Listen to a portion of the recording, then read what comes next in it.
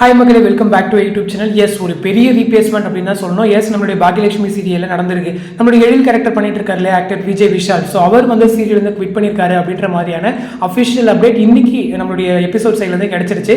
S, அவரை replace பண்ணி actor Naveen. So இதுக்கு முன்னாடி வந்து ஈரமான ரோஜாவே சீசன் 2ல் இவருமே அந்த கேரக்டர் அர்ஜுன் கேரக்டர் வந்து ரீப்ளேஸ் பண்ணி தான் வந்து பண்ணிட்டு இருந்தாரு. அதை தொடர்ந்து இப்போ வந்து வீரா சீரியல் வந்து ஒரு மெயின் லீடில் ஒரு மேஜர் ரோல் வந்து பண்ணிட்டு இருக்காரு. இப்போ இவர் தான் வந்துட்டு நம்ம விஜய் விஷாலை ரீப்ளேஸ் பண்ணி எழில் கேரக்டர் ஆக்ட் பண்ண போறாரு அப்படின்ற மாதிரியான அஃபிஷியல் அப்டேட் இருக்கு.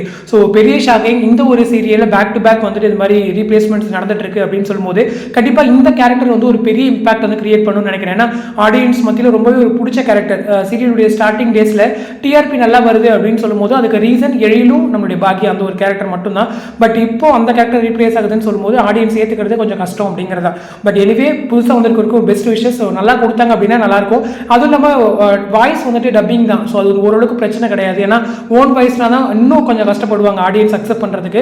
டப்பிங் வாய்ஸ் அப்படின்னு சொல்லும்போது ஓரளவுக்கு அக்செப்ட் பண்ணிக்குவாங்க அப்படிங்கிறது தான். ஸோ எனிவே ட்ரை பண்ணுவோம். இந்த சீரியலில் வந்துட்டு நிறைய ரீப்ளேஸ்மெண்ட் நடந்துட்டு இருக்குங்கிறது உண்மை. ஏன்னா ஸ்டார்டிங்கில் ராதிகாவுடைய கேரக்டர் ரீப்ளேஸ் ஆச்சு. அதே போல் செழியனுடைய கேரக்டர் ரீப்ளேஸ் ஆச்சு.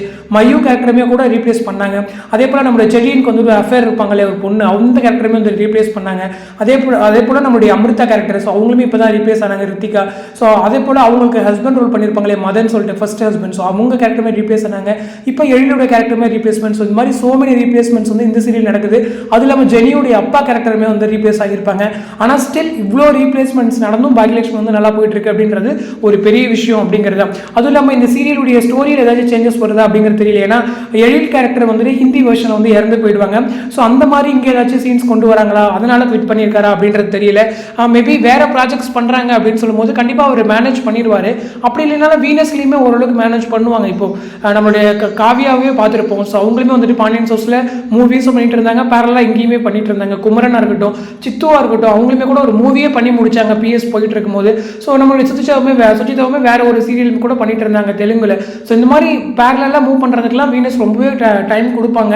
ஸோ இந்த மாதிரி ஸ்கெடியூல் அட்ஜஸ்ட்மெண்ட்டாக இருக்கட்டும், ஸ்டோரி மூவ்மெண்ட்டாக இருக்கட்டும், அதெல்லாம் வீனஸ் ஓரளவுக்கு பண்ணுவாங்க. பட் எனக்கு தெரிஞ்சு அது ரீசனாக இருக்கிறதுக்கு சான்சஸ் ரொம்ப கம்மி. ஏன்னா வேற ப்ராஜெக்ட்ஸ் பண்ணுறோம், அதனால குவிட் பண்ணுறோம் அப்படிங்கிறது ஏதாச்சும் மெடிக்கல் இஷ்யூஸாக கூட இருக்கலாம், ஏதாச்சும் உடம்பு சரியில்லாமல் அந்த மாதிரி இருக்கிறதுக்கும் நிறையவே சான்சஸ் இருக்குது அப்படிங்கிறதான். ஸோ வெயிட் பண்ணணும். ஏன்னா அவர் சைட்லேருந்து அஃபிஷியல் அப்டேட் வர வரைக்கும் நமக்கு இதுதான் நடந்துச்சு அப்படிங்கிறது தெரியாது இல்லையா. ஸோ கண்டிப்பாக மேஜராக மிஸ் பண்ணுவாங்க நம்மளுடைய விஜய் விஷால் அப்படிங்கிறதான். ஸோ சீக்கிரமாக விஜய் டிவியில் வேறு ஏதாச்சும் ப்ராஜெக்ட் கம்பேக் கொடுத்தாருன்னு நல்லாயிருக்கும் அப்படிங்கிறதான். ஸோ வெயிட் பண்ணுவோம். ஸோ இந்த அப்டேட் பற்றி உங்களோட கமெண்ட் செக்ஷனில் சொல்லுங்கள். அடுத்த ஒரு இன்ட்ரெஸ்டிங் வீடியோட நெக்ஸ்ட் வீடியோ மீட் பண்ணுறேன். தேங்க்ஸ் ஃபார் வாட்சிங் அண்ட் பை.